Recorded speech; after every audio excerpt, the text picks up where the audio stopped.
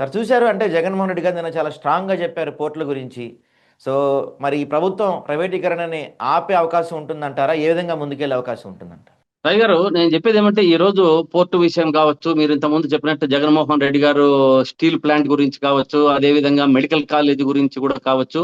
ఇదంతా కూడా ప్రభుత్వము ఎలా ఉందంటే దోచుకున్న వారికి దాచుకున్న వారికి దోచుకున్న వారికి దాచుకున్నంత ఎవరి పని వాళ్ళు చేసుకుంటూ పోతున్నారు. అంటే వీరికి ప్రజల మీద వీరు చెప్పిన ఆ వీరు చెప్పిన దీని మీద వాళ్ళకి ఏ విధమైన చిత్తశుద్ధి లేదు. వారు హామీలు ఇవ్వడం వరకే వారు ఇది కానీ హామీలను విస్మరించి ప్రతి ఒక్క రోజుకొక కార్యక్రమం. నిన్న జగన్మోహన్ రెడ్డి గారు పొట్టి శ్రీరాములు జిల్లాలో జువలదిలలో మత్స్యకారుల కోసం అని చెప్పి వారు అక్కడ ఒక దీన్ని కట్టించారు. బోట్స్ అంతా కూడా ఇవన్నీ కార్యక్రమం మత్స్యకారుల అభివృద్ధి కోసం చేస్తున్నారు. కానీ ప్రభుత్వం ఏం చేస్తుంది?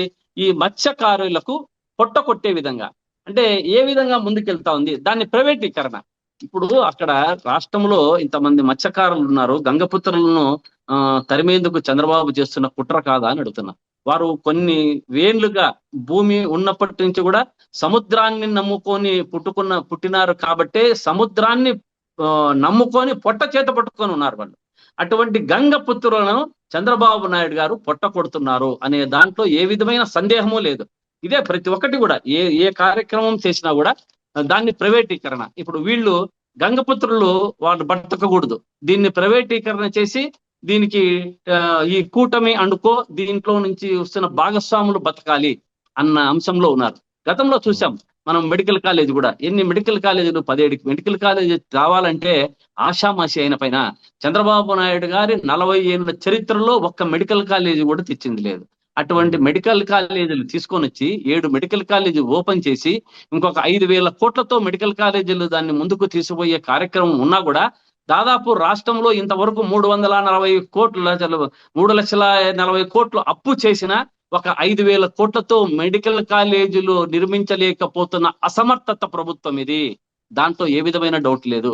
మనం చూసాం విశాఖ ప్లాంట్ ను ఈ కూటమి నాయకులు ఏం చెప్పారండి? ఈ కూటమి నాయకులు ఎన్నికలలో పవన్ కళ్యాణ్ గారు కానీ, మన లోకేష్ బాబు గారు కానీ, మరి చంద్రబాబు నాయుడు గారు కానీ ఎన్ని ప్రగల్భాలు పలికారు. ఇది ఎటువంటి పరిస్థితుల్లోనూ ఈ ప్రైవేటీకరణ చెయ్యమన్నారు. దాదాపు ఈ రోజు దాంట్లో 30-40 డిపార్ట్మెంట్లు ప్రైవేటీకరణ అయ్యడం కూడా జరిగింది.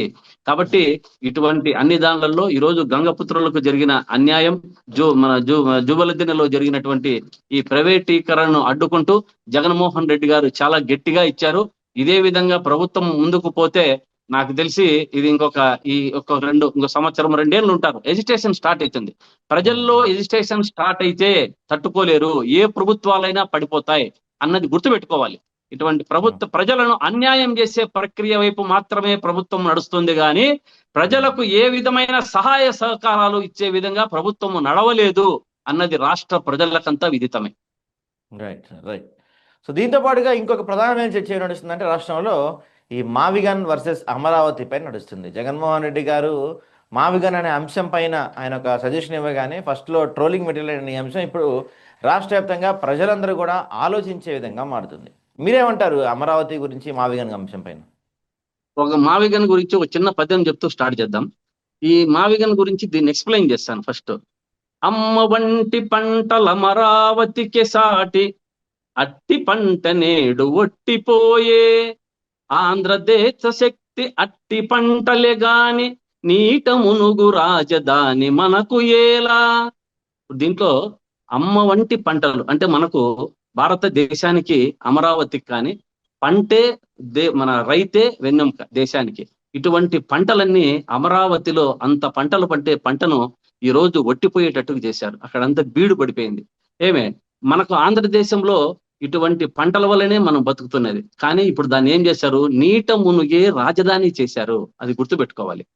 అమరావతిని నేడు భ్రమరావతిగా చేసి పాడి పంట నేల బొక్కి బొక్కి, రాజ్యసభలో నాడు రాసబొమ్మల చేత కమరావతి అను కలహమెత్తే. ఏం జరిగింది? అమరావతి నేడు భ్రమరావతిగా ఉంది. అంటే ఇదేమైపోతున్నది? ఇది త్రిశంకు స్వర్గంలో ఉంది అమరావతి. కాబట్టి ఈ పాడి పంటల పండే నేలలన్నీ కూడా బొక్కి బొక్కి దాచుకున్నారు, దోచుకున్నారు అనే దాంట్లో సందేహమే లేదు. రాజ్యసభలో వారి ఎంపీ గారు చేసిన మాట ఈ ప్రక్రియ ఏమండి, పెట్టరా అమరావతి అని ఆమె ఎంత ఇదిగా చెప్పారు. చేసి ఇటువంటి ప్రక్రియ చేస్తున్నారు. చాలా దౌర్భాగ్యమైన పరిస్థితి. పట్టణం పెంచి పట్టాలు ఎక్కించి జగన్మోహన్ రెడ్డి గారు మన పట్టణాలు నెంచాడు.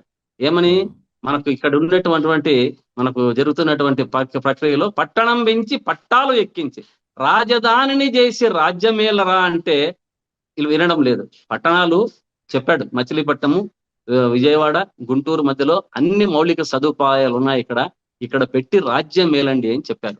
కాబట్టి ఏది ఏమైనా సరే రాజు రాజే నిజముగా రాజన్న బిడ్డరా, మావి గన్నే ఆంధ్రకు ఎప్పుడైనా మకుటమగురా. ఎప్పుడైనా ఇటువంటి సలహాలు జగన్మోహన్ రెడ్డి గారు ఇచ్చారు, దాన్ని పట్టించుకోలేదు. మౌలిక సదుపాయాలన్నీ ఉన్నాయి మనకు రాష్ట్రంలో. ఎక్కడ అన్ని ప్రధాన కేంద్రాలుగా 110 కిలోమీటర్ల కారిడార్ను ఎయిర్పోర్ట్ ఉండిపోయింది, రైల్వే స్టేషన్లు ఉండిపోయాయి, ఒక పోర్టు కట్టాడు, అది జగన్మోహన్ రెడ్డి గారు కట్టిన పోర్టే ఇది. అటువంటి పోర్ట్లతో అన్ని విధాల హంగులతో ఉన్నటువంటి రాజధానిని ప్రపోజ్ చేస్తే వీళ్ళు అవహేళన చేశారు ఫస్ట్ లో. కానీ ఇప్పుడు ఏమైపోతుంది, ప్రతి ఒక్క మేధావి కూడా, రాష్ట్రంలో ప్రతి ఒక్క పౌరుడు కూడా ఆలోచించే పరిస్థితి ఉంది. ఆహా, ఎందుకు రాజధానిలో నీట ములిగే రాజధాని 2 లక్షల కోట్లతో అక్కడ పెడుతున్నారు, ఇక్కడ పెడితే ఈ రోడ్డు పక్కన జరిగితే దాదాపు 20,000 కోట్లతోనే రాజధాని అయిపోతుంది కదా. రాష్ట్రము ప్రజల మీద ఉన్నటువంటి 1,80,000 కోట్ల భారము ప్రజలకు తగ్గుతుంది కదా అని ప్రతి ఒక్క పౌరుడు ఆలోచించే పరిస్థితి వచ్చింది. మేధావులు కూడా అందరూ కూడా ఆలోచిస్తున్నారు. కాబట్టి ఎప్పటికైనా ఆంధ్ర రాష్ట్రానికి ఈ మావి గన్నే ఆంధ్ర రాష్ట్రానికి మగుటమౌరా, తలమానికమైతుంది. ఇటువంటి ప్రక్రియ అమరావతి ఇట్లే ఉంటే భ్రమరావతిగా ఉంటాం మనం. ఎప్పుడూ కూడా ఈ అమరావతిని దాదాపు ఇంకొక 100 ఏళ్ల పైన, ఇప్పుడు ఇంకొక 3 నెలలు పోతే చాలు సాయి గారు, 3 నెలలు, జూన్ జూలైకి అంతా వర్షాలు వస్తే అమరావతిలో ఇంకా పని చేసేదానికే ఉండదు. అంత నీళ్లు తోడడానికి మాత్రమే ఇప్పటికే దాదాపు ఎన్ని వేల కోట్లు ఖర్చు పెడుతున్నారు. దాని గ్రాఫిక్స్ కి ఆ అమరావతి ప్లాన్ కే 430 కోట్లు 450 కోట్లు ఖర్చు పెట్టారు. నీళ్లు తోడడానికి 1000 కోట్లు ఖర్చు పెడుతున్నారు. అప్పుడు ఇంతకు ముందు గతంలో చంద్రబాబు నాయుడు గారు ఓటుకు నోటు కేసులో అక్కడి నుంచి పరిగెత్తి వచ్చేసి ఇక్కడ తాత్కాలికం అని చెప్పేసి అప్పుడు 2,500 రూపాయలతో ఉన్నటువంటి స్క్వేర్ ఫీట్ ని దాదాపు 8,000 రూపాయలతో కట్టించి దాన్నంతా ఎంత మనందరినీ అవినీతి వైపు నడిపించారు, అధోగతి పాలు చేశారు. ఈ రోజు ఏం చేస్తున్నారు, ఈ రోజు 4,500 ఉన్న స్క్వేర్ ఫీట్ ని 14,500 రూపాయలకు కట్టబెట్టే ప్రక్రియ చేస్తున్నారు. అంటే ఈ రాజధానిలో ఇదే ప్రక్రియ నడిచిందంటే, ఇంతకుముందు గతంలో చంద్రబాబు నాయుడు గారు తాత్కాలికం చేసినప్పుడే రాష్ట్రంలో మన దేశంలోనే అత్యున్నతమైన ధన సంపదకుల్లో ఒకరుగా ముఖ్యమంత్రి గారు ఎంపికయ్యారు. మనం చూసాం పత్రికల్లో కూడా. ఈ రాష్ట్ర రాజధాని 2 లక్షల కోట్లతో జరిగితే ప్రపంచంలోనే అత్యధిక ధనిక ముఖ్యమంత్రిగా మనకు చంద్రబాబు నాయుడు గారు అవతరిస్తారు. ఇది వారికి తప్ప వేరే వాళ్లకు ఉపయోగపడదు అన్న విషయం ప్రజలందరికీ కూడా తెలిసింది. ప్రజలు ఆలోచిస్తున్నారు. ఎప్పటికన్నా మావి గన్నే, మీరు పేరు వేరేది పెట్టుకోండి, మావి గన్ అని మన జగన్మోహన్ రెడ్డి గారు ఏం చెప్పారు, మచిలీపట్నాన్ని, విజయవాడను, గుంటూరును కలుపుతూ 3 పేర్లు 2 పేర్లు సూచించారు. మీకు పేర్లు నచ్చలేదా వేరే పేరు పెట్టుకోండి. దీని అమరావతి కాకుండా వైకుంఠపురం అని పెట్టుకోండి. వైకుంఠపురం అని పెట్టండి, ఇంకా మంచిది కదా. ఏదైనా మంచి పేరు సెలెక్ట్ చేసుకోండి. కానీ పేరును ఒక్కటే దృష్టిలో పెట్టుకొని ఆ పేరు మావిగన్ అనేది బాగలేదని చెప్పి ముందు మేధావులంతా కూడా ఆలోచిస్తున్నటువంటి ఆలోచన విధంలో మంచిగా ఉన్నటువంటి కార్యక్రమాలను దీన్ని పక్కన పెట్టి ఎంతసేపు ఉన్నా కూడా ఆ మావిగన్ పైన దృష్టి పెట్టారు. కానీ ఆ మావిగన్ లోపల ఉన్నటువంటి ఆంతర్యాన్ని చూడండి. ఆ మావిగన్ లోపల ఉన్నటువంటి మనకు ఎంత ధన సంపద మిగులుతుంది అనే విషయాన్ని కొంచెం కూడా పర్థం లేకుండా వారు చేసుకుంటున్నారు. ఇంకా 2.5 సంవత్సరం ఉంది. ఈ 2.5 సంవత్సరంలో అక్కడ వీళ్ళు అమరావతి చెప్తూనే వస్తున్నారు. చంద్రబాబు నాయుడు గారు 28కి షెడ్యూల్ ఏదో ఇచ్చారు.